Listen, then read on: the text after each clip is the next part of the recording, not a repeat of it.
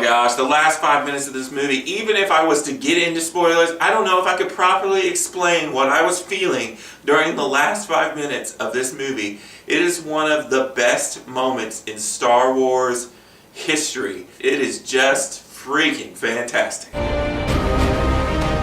have no idea we're coming. Take hold of this moment. The Force is strong. Make 10 men feel like 100. We'll take the next chance. And the next. You're rebels, aren't you? Save the rebellion! Save the dream!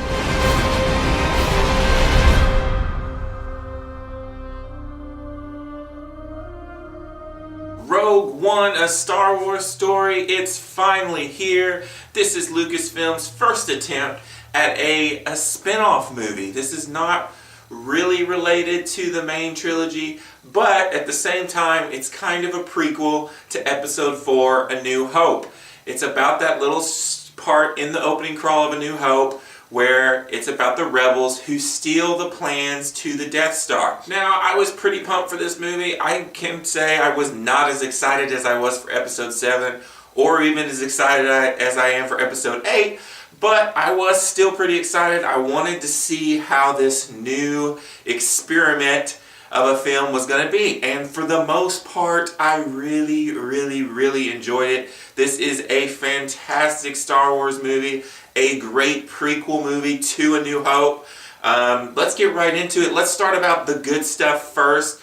The cast here is all fantastic. It's led by Felicity Jones. She plays Jyn Erso as a young child. Her father is a very prominent scientist, and he ends up being taken to work on the Death Star, and she's left at a young age. And the main part of the beginning of the movie is about her joining up with the rebels and how they are going to get the plans to the Death Star.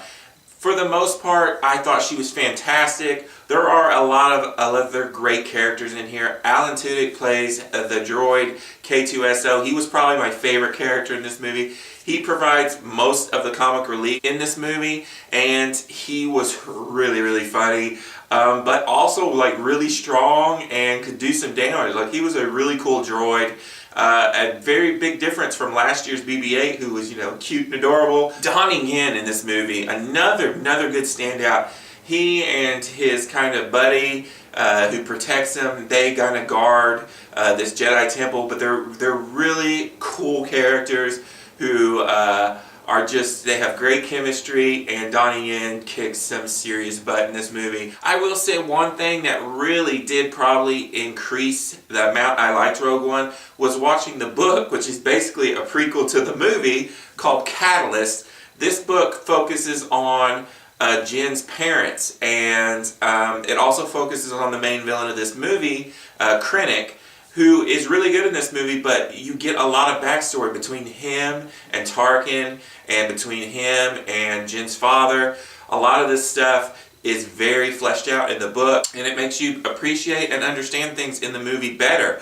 There's also makes you care about certain characters more because they've been fleshed out more in the book. Things like the relationship between Jyn and her father.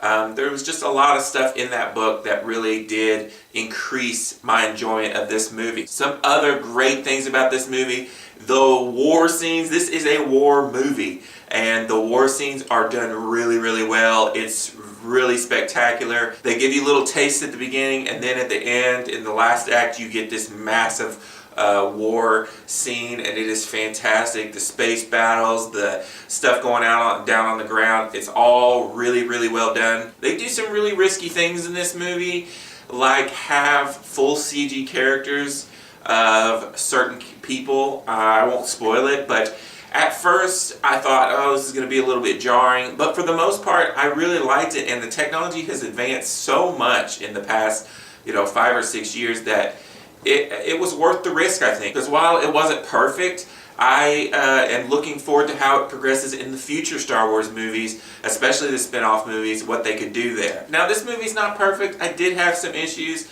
Some of them are a little bit more nitpicky than others. Things like no opening crawl. It's very jarring because it just cuts right into the movie. Also, they have this where they show you a scene and then they jump 15 years, and in between that, Rogue One pops up on screen as the title screen. It looks horrible, like the font they used or something. It just looks really, really bad. The music, for the most part, it just, I'm not going to say it's bad, but it just doesn't feel like Star Wars music a lot of the time. And I know the guy that did this music, he did the Star Trek movies, and I kept, even at the very beginning, I kept hearing Star Trek, the new movies, like themes and stuff in there. At one point in time I heard Jurassic World feelings in there, and I don't know if he did the Jurassic World thing either. I think he did, so maybe it'll grow on me a little bit, but for the most part I just didn't really like the music very much. It felt weird and not very Star Wars. For your average moviegoer who's not the biggest Star Wars fan, they may have issues with this movie. Pacing issues, I could see that. There are some slow moments. Certain characters aren't really explained or don't have a lot of depth to them. For me, it didn't really matter because I knew what was going to happen, and I didn't really need a whole lot of character depth to certain characters. Probably my biggest negative is the lack of Darth Vader. I'm gonna, I get that this is not a Darth Vader movie, but the two scenes that he has in this movie, they're very short, and one of them is amazing. I'm not going to lie, it's one of the greatest moments in Star Wars history. It is fantastic. We could have got more scenes with Darth Vader, and it would have been so much better. But, once again, that's really nitpicking. This movie is really good. I really liked it. I want to see it a couple more times. Am I obsessed with it like I was Episode 7? No. Part of that is really because I really like the Jedi, I like lightsaber battles, and this doesn't have that. But I will say that it far exceeded what I thought it was going to be, and it's not as good as Episode 7 if you're going to compare them. But I did really enjoy it. It's about the middle of the row in my ranking of the Star Wars movies. So I'm going to give Rogue One, A Star Wars Story, a 4.5 out of 5. If you like this video, click that like button. Comment below if you want to talk to me about anything. Click the Rainy Cage button to subscribe and keep up to date with all my videos. And I'll leave you with a few of my most recent videos and some of these sweet, sweet dance moves. This is Rainy Cage. Peace out.